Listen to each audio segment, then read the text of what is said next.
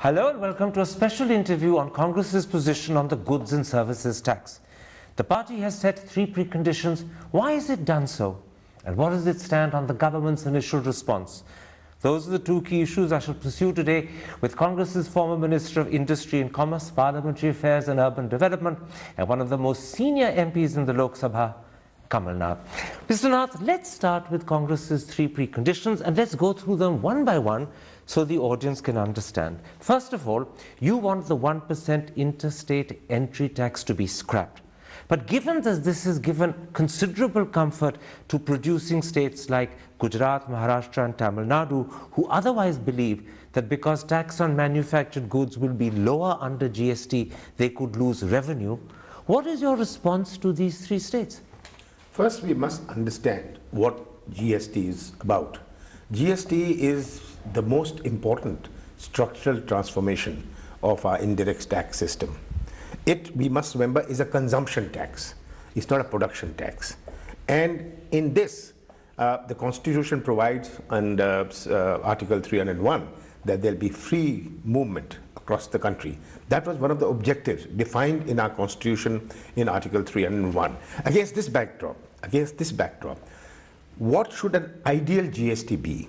Now, if we cannot have the most ideal, what should be the most desirable GST we should have? It's not having a GST legislation, it's having the right one. That I understand. Coming to the point you're talking about, if we are going to have this 1%, it negates the very purpose. It negates the very object of the 1% of the free movement across India. Except for the fact that if 3 critical producing states like Gujarat, Maharashtra and Tamil Nadu feel they will lose revenue because the tax on manufactured goods under GST will be lower than it is now, then you've got to find a way of compensating them. Certainly. This, they believe, will compensate them. Otherwise, without their support, GST can't work. I completely agree. As the central government has said, and when we had introduced this bill in March of 2011, that states will be compensated. Now, for this 1%, also, the states can be compensated. We can dispel their fears and dispel any revenue loss which may be imaginary also. It's at the moment, we must remember, most of these things are notional. How they roll out, it'll define it in that. So your position is, rather than have a 1% entry tax for manufacturing states like Gujarat, Maharashtra and Tamil Nadu, you should actually have full compensation so that they make up for whatever loss they suffer, but don't add a tax, because adding a tax will make a mockery of GST. Absolutely, it'll be a total mockery of GST. It negates the whole object of GST. And one more point, that if we are going to have this 1%, over 3 states, it'll be 3% after the 3rd state. So why are we having it at all? So one proposal as an alternative to the 1% is to give 100% compensation for full 5 years. Absolutely. Is that acceptable to you? Absolutely. So that is your preference to the 1% tax? How the central government deals with it is their business.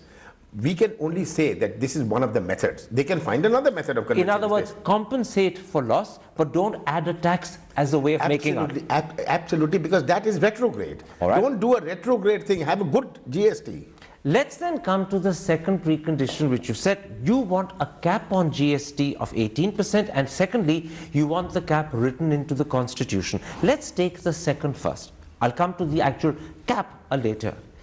People say that if you hardwire into the Constitution a GST rate, A, you're making a mockery of the Constitution, and secondly, you're then making it very difficult to change the rate because you'll need another constitutional amendment to do so. Why do you want it written into the Constitution? We certainly want it because there must be a cap. We've seen how profligate states have been in the last 30, 40 years, where they've used every single device.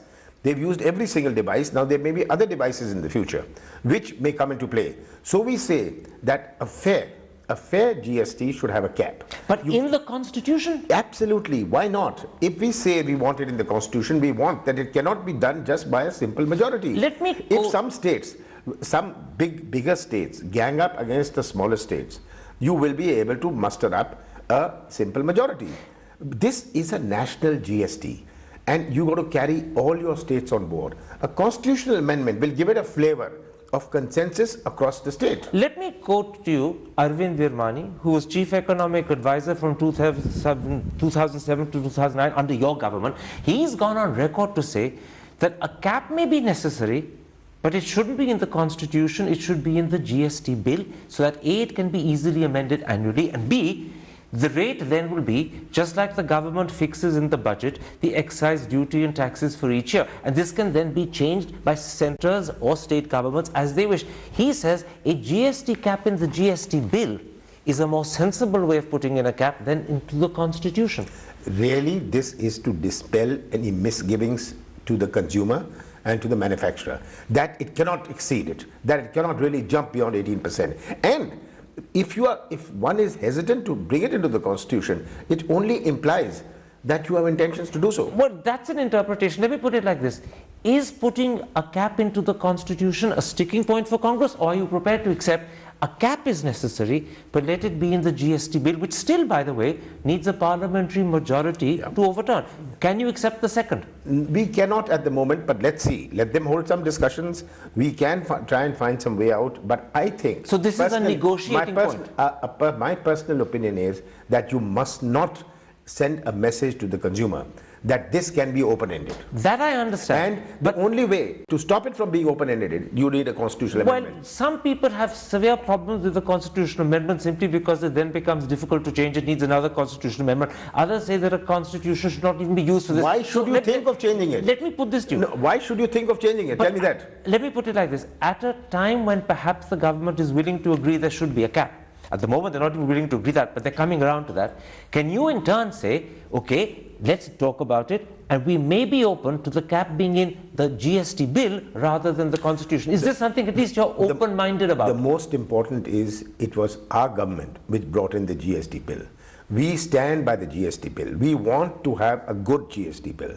Now, we don't want to have a GST bill which is sloppy. It is for that reason, and to dispel any fear of the manufacturer, of the consumer, that the government cannot just by mere majority do it. We would insist on a constitutional provision. What is the fear? So you're insisting on a constitutional amendment. That is an insistence. If the BJP is agreeing to a cap, then why are they hesitant, unless there is some other motive behind it, to not have it in the Constitution? All right. My interpretation of your answer, and I've put this to you 3-4 times, is that not only do you want a cap, but it has to be in the Constitution. That is your sticking point. Yes, that is a sticking point. Let's then come to what the cap itself should be. Some people say the cap should be in the region of 14 to 16%. Others put it in the early 20s. Congress has chosen 18%. Explain to me, why have you chosen 18%? Because when we brought in this bill has had a ride for 6 years. When we brought in this bill in March of 2011, we had held negotiations over years with associations, with consumers, with manufacturers, with industry, with trade. And this was a consensus which emerged that we must have a cap of 18%. So this is after 6 years of discussion. The present government has just road rolled it, did a U-turn first. First they opposed this bill. They opposed it because they were not in a mood, as they said. We are in no mood. They didn't come out with why they want to oppose it, just that they weren't in the mood to do it. But let's come to the cap. Okay, no. So the cap is important. And it has to be 18%? It should be 18. We think 18% is fair. Are you flexible? Because some people say it should be lower. Well, no, but we've said that... But is there flexibility in what the cap should be? Remember, we are talking about a cap. We're not talking about the tax. It's not, the tax may be 14%, but we are giving this flexibility. After all, one must also build in a provision for any unforeseen eventuality of the future. Okay. But that has to be realistic. Let's then come to your third sticking point. It's to do with what is called the dispute redressal mechanism. Now, as the bill stands at the moment, the government envisages that the GST Council of States itself will be the dispute redressal mechanism, either if the states differ with each other or if the states differ with the centre. Why is that not acceptable to Congress? The people who are going to differ become the dispute settlers. If there is a dispute between Maharashtra and Gujarat or Maharashtra and Bihar, then the dispute will be decided by them. What is the redressal in it? Let me put I think this is the most absurd thing. All we are simply asking is there should be a dispute settlement mechanism. Let me put you Arun Jaitley's response to that. He says that because the disputes that will happen, whether they are between states or between the states and the centre, will be political, not economic in their character, you need politicians to resolve them, which is why you need the Council of States itself either as a whole or in committee or in some proportion of it to be the resolving mechanism? The basic thing is that those who are the disputers become the mechanism for its redressal. That is exactly what he's saying. Now, a dispute may be political or economical.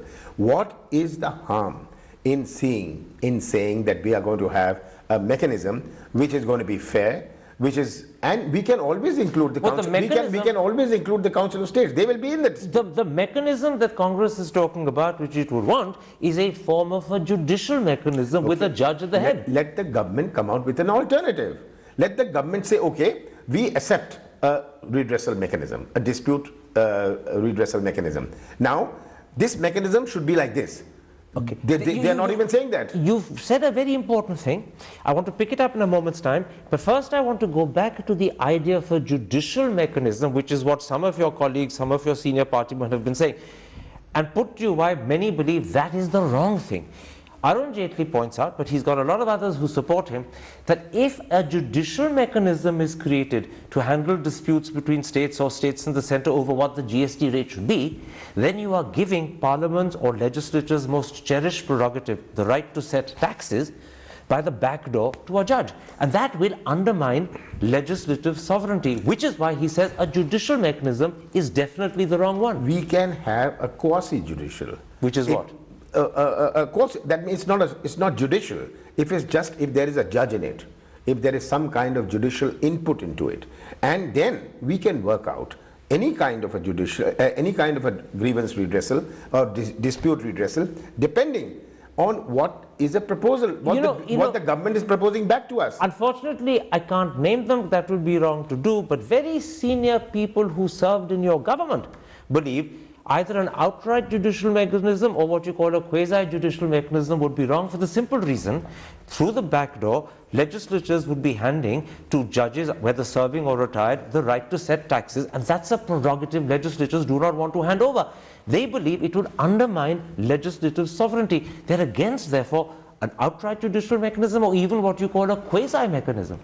Well, we need not have an outright judicial mechanism, and I don't think that is proposed. We've said that one of the members will be a High Court judge. Okay. Leave the judge out completely. Let them come back with a proposal. Well, this is interesting. This is what I want to pick up on, and I indicated earlier I would. Now I'm going to do so. The government, or at least some people who are talking to the government, have suggested some sort of compromise. They're saying, in the first instance, let the GST Council of States itself be the resolving mechanism. But if the GST Council is unable to resolve the problem amicably, then let that council be empowered to create a committee of experts, not judges, but experts to whom the job is tasked. Would that suit your purpose? The question is simple, that if the council is to define the dispute mechanism, it'll be wrong. Why shouldn't we spell it out now? Why should you let the council do it? What's the harm in being transparent? That let the Council of States, there is a dispute, and this is how the dispute structure will be. Are you prepared to accept that whatever redressal mechanism you spell out now would be entirely experts? There would be no judge serving or retired. In other words, this judicial problem that many even in your party have concerns about, that would not be there. We can look at any other proposal as long as it is defined and is not, and does not negate the whole dispute process. This is very good. At least here you have an open mind. You were completely closed about the fact that the cap has to be written into the Constitution. You said it was a sticking point. On the 1% interstate entry tax, again, you believe it has to go. You're not prepared to accept any special pleas on behalf of Gujarat, Maharashtra, Tamil Nadu. But now, on the dispute redressal mechanism, you're showing room for negotiation. You're willing to consider alternatives. We had said, we came out publicly with these 3 points. Now the BJP should come out, the government should come out with what their concerns are with the points we have made. Let me put to you some of the responses. They're not the final responses of the government, but some of the initial responses. First of all... No, but you're saying they are the government responses. They have not come out with this. Well, they've said it at public meetings, they've said it at press conferences, they've said it at ASSOCHAM speeches. Let me put them to you, then you respond. Speaking in ASSOCHAM recently, the finance minister said that your condition that the GST cap must be written into the Constitution, and just now you've told me that's a sticking point, he said that is preposterous. How do you respond to that, particularly the word preposterous? You can use any adjective. The fact of the matter is that we must have a cap. The fact of the matter is that you cannot fiddle with that cap just by a simple majority. And it has to be therefore in the Constitution. That's why, so that it has a flavor of the whole country. And this is not a tax for the bigger states. It's a tax for the whole country, whether it's Nagaland or whether it's Meghalaya. It's for all the smaller states also. But the interesting thing is when you said, let the government use whatever adjective it wants to, you're indicating by implication, you're not put off or offended by the word preposterous. Well, you know, I'm not, we've reached a point where we are not offended by anything what this government says, because this government uses all kinds of adjectives as a part of their governance. So we've got so used to it, and it's very, very unfortunate that they have to use these adjectives. A second response to your three preconditions, and this time I believe it was in one of his blogs, I think I'm right in saying the blog of 2nd August, so it's quite an old response. Mr. Jaitley says that these three preconditions were not part of your position when Pranab Mukherjee was finance minister. They weren't part of Congress's position when P. Chidambaram was finance minister, and he therefore concludes that these are afterthoughts, and he believes that these are being raised as obstacles to stop GST. Are they obstacles? We have consulted over so many years, trade, industry, as I said. We've had much more consultations on the GST than what even the BJP has not even had 10% of the kind of consultations we had when we brought the bill in. So these are not afterthoughts. These would have come up. But except that they weren't part of Mukherjee's position, they weren't part of Chidambaram's position. Fine. So that's a political point, that you didn't bring it, I won't bring it. Or I was not in the mood to do it, now you be in the mood to do it. Is that the point you're making? The fact is this, they did not come out. When we brought the bill, they did not say anything. They said we're not in the mood. So now they are saying, we were not in a mood, you please get in the mood. That's not the way we function. We want to function. Let me be very clear on this, Karan, that we function by coming out with specifics. Now we've come out, let industry respond to it. I have talked to industry. In the last 3, 4, 5 days, I have been talking to many in industry, I've been talking to the association. They say, yes, the cap should not be fiddled with. They say yes. Industry supports a cap in the Constitution? Absolutely. You sure? They said you sure? Yes, I'm sure. They have.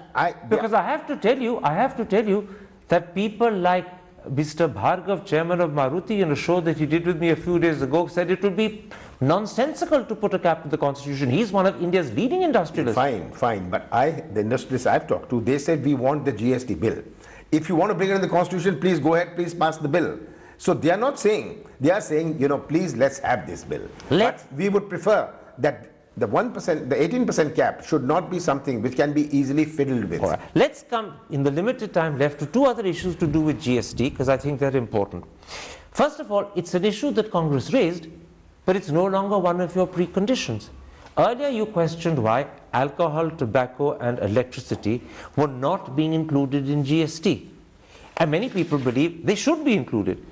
But now, when you've set preconditions, this is not one of your preconditions. Why have you dropped this? It's desirable. What we said, alcohol was always out, because the states have this right which they've had. They claim they have this right on alcohol. Tobacco? What about petroleum products? The ideal, there's a question between an ideal and a desirable. The ideal would be all goods and services. Now, if we are going to exclude, as in this bill it is, almost 30% of the goods where there's no petroleum products, there's no electricity, and I think I'm right in saying petroleum is included, but it will not be taxed immediately. It will only be taxed when the GST Council says so. It has a reprieve. Yeah, the other three aren't even included at all. Yeah, they aren't included at all. So this Tobacco is what I'm and saying. electricity. Why have you not made that a precondition? After raising it, why is it no longer a precondition for you? We've not, because we have advised the government. We think this is what it is. So now the government, in its wisdom, must respond to this. So this is not... It is one of the conditions, but this is a condition we can talk to the government. Okay. We can talk to the government. It's a logical thing. In other words, this is not a sticking point. If you talk to the tobacco industry, if you talk to the alcohol industry, it is the states who don't want alcohol. The alcohol industry wants it. I understand your position. This would be desirable, it would be preferable, you're willing to talk to the government and advise them, but this is clearly not a sticking point for Congress support. It's not a sticking point, but we would argue this till the end. One last question. The Economic Times very recently has said that because service tax under GST will go up and perhaps fairly markedly for several products, the government is toying with the idea of a two-tier, two-level service tax so that what it deems to be essential services are taxed at a lower rate. Now, does Congress accept that as understandable and desirable, or do you think this would A, weaken GST and be complicated? We've got to see the final proposal of the government in this. The government is confused on this. On service tax, I think they're very confused. Let them come out with a concrete proposal. Let's have discussions with industry, with trade, with associations, and then arrive at a settlement on this. So once again, on this issue, you have an open mind. You want to hear what the government has to say. We want to hear what the government has to say. My last question to you. You've identified two sticking points. The cap has to be in the Constitution. The 1% interstate tax has to be scrapped. You're not prepared to accept any arguments from the so-called manufactured or producing states to retain it. But you are open to negotiation on the redressal mechanism. And the other issues on which you want talks are not preconditions. So I'm going to end with this question. Given what you've told me, what's your hunch as a politician? Can Congress and the government come to an agreement so that GST can happen in the winter session? Well, I do hope. It's something which the Congress desired, it's something which the Congress brought in. GST is our formulation. GST is our bill. We would like to see it passed, but we would like to see a proper, a correct and realistic GST. There is an IT backbone. There are so many issues in this. But are you optimistic it can happen in the winter session? I am optimistic provided this government decides to engage, provided this government doesn't think that what we are saying is preposterous, which nobody else is saying. But the government has already begun to engage. They've already met Sonia Gandhi and Dr. Manmohan Singh. They've indicated there will be second meetings. They've also indicated they'll be meeting other leaders. So that is there. Meetings saying, let's pass this bill are of no use. We have to meet on specifics. There has to be meetings on specifics. So far, have you had any indication from the government when those meetings on specifics will happen? Well, I think the government is planning. The Prime Minister has said that we are going to engage more with the government. After 1.5 years, he decided that we must engage with all political parties. He's woken up to it. So you're optimistic? So I'm optimistic. All right, coming up, let's leave it there. A pleasure talking to you. Thank you.